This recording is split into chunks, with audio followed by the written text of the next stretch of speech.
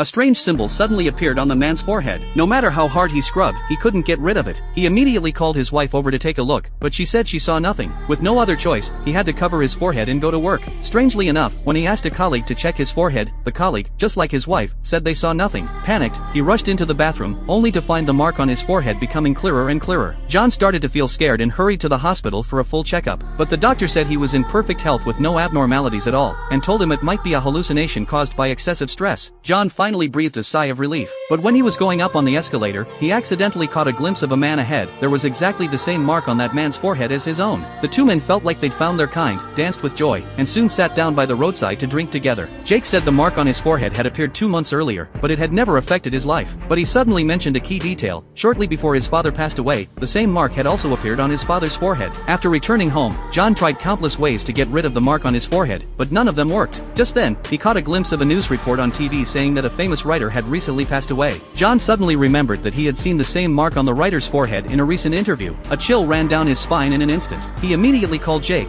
but it was Jake's wife who answered the phone. She told John that Jake had already passed away a few days earlier. Upon hearing this news, John could no longer stay calm. When he attended Jake's funeral, he found that the mark on Jake's forehead had disappeared. John finally realized that the mark on the forehead actually signaled that death was approaching. A few days later, while John was on the subway, he suddenly noticed that the passenger across from him also had that mark on their forehead. Not only that, the same symbol appeared on the foreheads of the other passengers too. John realized something was definitely wrong. He was certain that disaster was about to befall this train. He immediately rushed out of the carriage to warn the staff, only to find that the staff also had that mark on their foreheads. He looked around and saw that everyone had the same symbol printed on their foreheads. He thought of his wife and daughter at home and ran crazily towards his house. But the thing that filled him with extreme fear still happened. The special mark had also appeared on his wife's and daughter's foreheads.